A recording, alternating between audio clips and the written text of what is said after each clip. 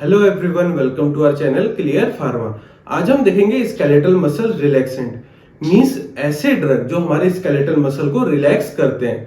अभी skeletal muscle का क्या फंक्शन है, जैसे मानते हैं मैं ये अपने हाथों का मूवमेंट करना चाहता हूँ या मैं चलना चाहता हूँ या दौड़ना चाहता हूँ, ये सारी मसल मूवमेंट स्केलेटल मसल के द्वारा परफॉर्म की जाती है। तो स्केलेटल मसल रिलैक्सेंट का क्या वर्क है, वो हम क्यों दे रहे हैं? ठीक है, तो सबसे पहले अगर हमारी बॉडी में अकड़न हो, जैसे बहुत दर्द हो रहा है, बॉडी में स्पाज्म हो गया, मूवमेंट प्रॉपरली नहीं हो पा रहा है, तो इस टाइप की कंडीशन में हम देंगे। ठीक, मींस हो गया हमारा स्पाज्म। इसके अलावा spastic neurological condition. Spastic neurological condition क्या हो गया? किसी किसी पर्सन में आपने देखा होगा कि सडनली उसकी बॉडी में बहुत ही ज्यादा मूवमेंट बढ़ जाती है। मींस वो या तो उसमें शेकिंग आ जाएगा या तो एकदम बॉडी जकड़ गया, हम कहते हैं वो ठंडा पड़ गया अचानक से किसी पर्सन का बॉडी। तो इस टाइप की कंडीशन को स्पास्टिक न्यूरोलॉजिकल कंडीशन कहा जाता है। तब हम ऐसे ड्रग देते हैं। इससे क्या होगा, उस पर्सन के मसल को पैरालाइज कर सकते हैं, मींस कुछ टाइम के लिए रोक सकते हैं, या तो उनके मसल टोन को कम कर सकते हैं।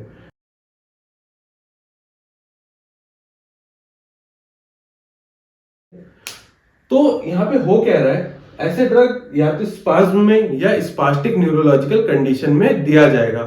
ठीक है, ये इससे क्या होगा, या तो ये पैरालिसिस कॉज करेगा या तो हमारे मसल टोन को कम कर देगा।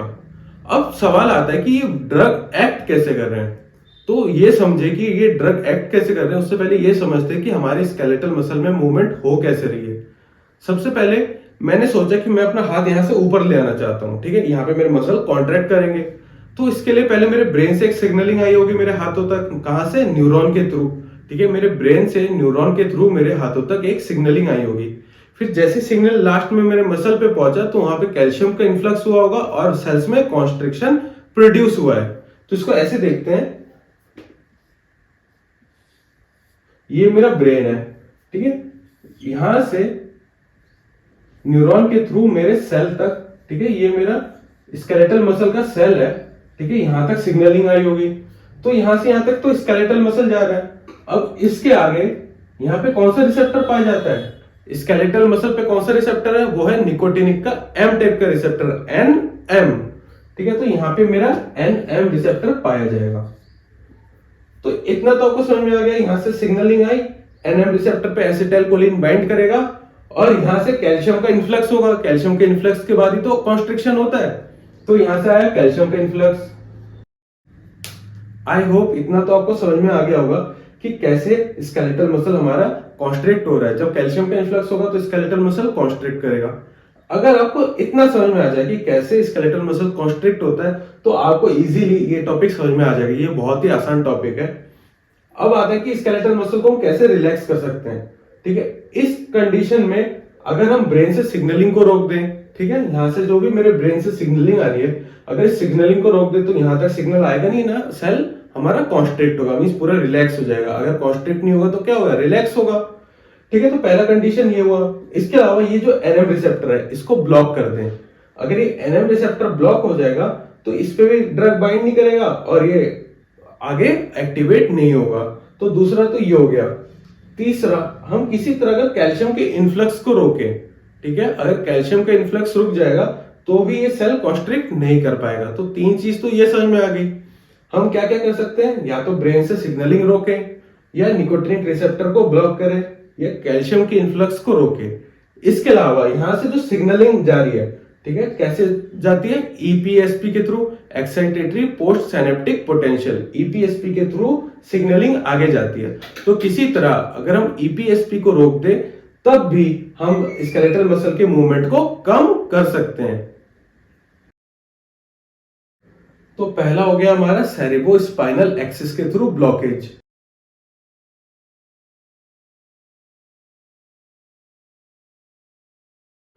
तो हम इन 4 पॉइंट्स के थ्रू अपने स्केलेटल मसल को रिलैक्स करवा सकते हैं। इसके अलावा आपने अगर एक्शन पोटेंशियल को अच्छे से देखा, उसको समझा, तो आपको समझ में आएगा कि एक न्यूरॉन से दूसरे न्यूरॉन और दूसरे न्यूरॉन से हमारे रिसेप्टर तक सिग्नलिंग होती है by help of EPSP, excitatory post synaptic potential. ये कहां पे होता है? जब एक्शन पोटेंशियल का ग्राफ आपने देखा कि पहले वो डीपोलराइज होता है और एक्शन पोटेंशियल तक पहुंचता है, वहां से हमारा एसिटाइलकोलिन रिलीज होगा और एनएम रिसेप्टर पे बाइंड करेगा। इतना तो आपको क्लियर है। अगर हम किसी तरह इस एक्शन पोटेंशियल को रोक दे, मींस डीपोलराइजेशन को रोक दे, तब भी सिग्नलिंग आगे नहीं बढ़ेगी और ये स्केलेटल मसल हमारा कॉन्स्ट्रिक्ट नहीं हो पाएगा।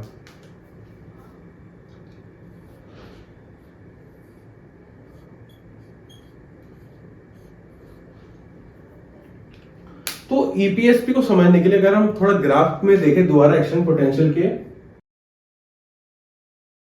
तो हमें पता है कि न्यूरॉन स्टार्टिंग में रेस्टिंग पोजीशन पे रहेगा, ठीक है।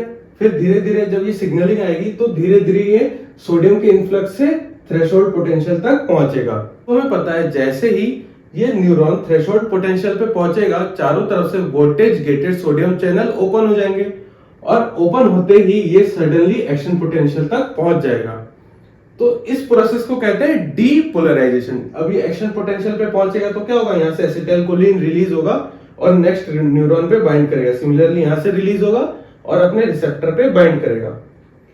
अगर हम किसी तरह इस एक्शन पोटेंशियल को ही रोके, कैसे, अगर हमें पता है ये ऊपर जाने के लिए सोडियम का इन्फ्लक्स हो रहा है जिससे अंदर पॉजिटिव चार्जेस बढ़ेंगे। अगर हम वहां पे नेगेटिव चार्जेस डालें जैसे क्लोरीन, तो क्लोरीन आने पे क्या होगा, ये नीचे की ओर आने लगेगा, ठीक है, जिसे क्या कहते हैं, हाइपर पोलराइजेशन। अगर हम हाइपर पोलराइजेशन कॉज करेंगे तो क्या होगा, ये एक्शन पोटेंशियल नहीं हो पाएगा क्योंकि एक्शन पोटेंशियल के लिए हमें ऊपर जाना पड़ रहा है, हाइपर पोलराइजेशन नीचे की ओर ले जा रहा है। इस कंडीशन में भी ये सिग्नलिंग आगे नहीं बढ़ पाएगी। अब किसी पर्सन में अगर ऑलरेडी स्पाज्म स्टार्ट हो चुका है, मींस वो न्यूरॉन एक्शन पोटेंशियल तक पहुंच चुका है, तो इस केस में क्या होगा, जैसे वो एक्शन पोटेंशियल पे पहुंचेगा वो दोबारा से रीपोलराइज होगा, मींस नीचे की ओर आना स्टार्ट होगा। अब ये जो नीचे आता है, ठीक है, इस दौरान हमें पता है कि दोबारा से न्यूरॉन रिएक्टिवेट नहीं हो सकता। जब तक ये प्रॉपर नीचे नहीं आएगा तब तक ये दोबारा से एक्टिवेट नहीं हो सकता। तो इस टाइम पीरियड को क्या कहते हैं, आपको याद है इस टाइम पीरियड को क्या कहते हैं, रिफ्रैक्टरी पीरियड, ठीक है। जब तक ये रिफ्रैक्टरी पीरियड में है, मींस ये ऊपर जाके जब नीचे आ रहा है दोबारा से रीपोलराइज हो रहा है, तो इस रिफ्रैक्टरी पीरियड के बीच में, मींस इस टाइम ड्यूरेशन के बीच में ये दोबारा से रिएक्टिवेट नहीं हो सकता। अगर हम रिफ्रैक्टिव पीरियड को बढ़ा दें, मींस ये जो नीचे आ रहा है इस टाइम पीरियड को हम इंक्रीज कर दें, तो हमें पता है इस टाइम पीरियड के दौरान ये न्यूरॉन दोबारा से रिएक्टिवेट नहीं हो पाएगा। तो हम क्या कर सकते हैं, इस रिफ्रैक्टिव पीरियड को बढ़ा सकते हैं। तो हम इन पॉइंट्स के थ्रू हमारे स्केलेटल मसल को रिलैक्स करवा सकते हैं। सबसे पहले ब्रेन की सिग्नलिंग को रोक सकते हैं, फिर इन न्यूरॉन की सिग्नलिंग को रोक सकते हैं, फिर हम अपने एनएम रिसेप्टर को भी ब्लॉक कर सकते हैं जिससे सेल तक सिग्नलिंग ना जाए, ठीक है। उसके अलावा जब ये सिग्नलिंग पहुंचेगा तो कैल्शियम का इन्फ्लक्स होता है, अगर हम कैल्शियम के इन्फ्लक्स को भी रोकेंगे तब भी ये सेल कॉन्स्ट्रिक्ट नहीं कर पाएगा। इसके बाद आता है ईपीएसपी। ईपीएसपी क्या है, अगर हमने एक्शन पोटेंशियल वाले वीडियो को देखा था तो हमें पता है कि रेस्टिंग मेम्ब्रेन पोटेंशियल से सेल धीरे धीरे एक्शन पोटेंशियल तक जाता है। इसी पोटेंशियल को एक्साइटेटरी पोस्ट सिनेप्टिक पोटेंशियल कहते हैं, जिससे क्या होता है, हमारे सेल दूसरे सेल तक सिग्नलिंग पहुंचाता है। तो अगर हम ईपीएसपी को रोके, मींस डीपोलराइजेशन को रोके, तब भी सिग्नलिंग नहीं हो पाएगी। या तो हम क्लोरीन का एंट्रेंस करवा दे बाय हेल्प ऑफ गावा चैनल, मींस गावा रिसेप्टर के थ्रू अगर हम क्लोरीन का एंट्रेंस होगा तो ये क्या होगा, यहां से ये नीचे की ओर आने लगेगा, जिसे हाइपर पोलराइजेशन कहते हैं, ठीक है। इसके अलावा अगर कोई सेल एक्शन पोटेंशियल तक पहुंच चुका है, अपना एक्शन प्रोड्यूस करने स्टार्ट हो गया, तो उसके बाद क्या होता है, वो धीरे धीरे रेस्टिंग मेम्ब्रेन पोटेंशियल तक आने लगता है। और हमें पता है जब भी कोई सेल एक्शन पोटेंशियल से रेस्टिंग मेम्ब्रेन पोटेंशियल पे आता है तब तक वो दोबारा रिएक्टिवेट नहीं हो सकता। इस टाइम पीरियड को, ऊपर से नीचे आने वाले इस टाइम पीरियड को रिफ्रैक्टरी पीरियड कहते हैं। तो अगर हम किसी तरह इस रिफ्रैक्टरी पीरियड को बढ़ा दें तब भी ये न्यूरॉन दोबारा रिएक्टिवेट नहीं हो सकता। तो हम रिफ्रैक्टरी पीरियड बढ़ा के भी सेल की सिग्नलिंग को कम कर सकते हैं। अब हम आगे देखते हैं कि स्केलेटल मसल रिलैक्सेंट किस टाइप के हो सकते हैं। तो हमने देखा या तो वो सेंट्रली एक्ट करेंगे, मींस सेरेब्रोस्पाइनल एक्सिस को एक्ट करेंगे, या हमारे पेरिफेरल सिस्टम पे एक्ट करेंगे। तो ड्रग्स किस टाइप के होंगे, या तो वो हमारे सेंट्रली एक्टिंग होंगे या पेरिफेरली एक्टिंग ड्रग्स होंगे। तो ड्रग्स जो सेंट्रली एक्टिंग होंगे वो हमारे सेरेब्रोस्पाइनल एक्सिस को ब्लॉक करेंगे। इससे क्या होगा, हमारी पूरी बॉडी में मसल मूवमेंट कम हो जाएगा, पूरी बॉडी पैरालाइज हो जाएगी। ये जनरली जनरल एनेस्थीसिया के दौरान दिया जाता है जब किसी पर्सन को बेहोश किया जाता है फॉर सम मेजर ऑपरेशंस या मेजर सर्जरी, तब सेंट्रली एक्टिंग ड्रग्स दिए जाते हैं। जबकि पेरिफेरली एक्टिंग ड्रग्स क्या करते हैं, ये हमारे किसी बॉडी पार्ट को ही ब्लॉक करते हैं, जैसे मेरा हाथ हो गया या पैर कोई पर्टिकुलर, या जैसे सी सेक्शन होता है तब सिर्फ कमर के नीचे वाले पोर्शन को ब्लॉक किया जाता है। तो ये सारे ड्रग पेरिफेरली एक्टिंग होते हैं, मींस किसी पर्टिकुलर पार्ट को ही ब्लॉक करते हैं।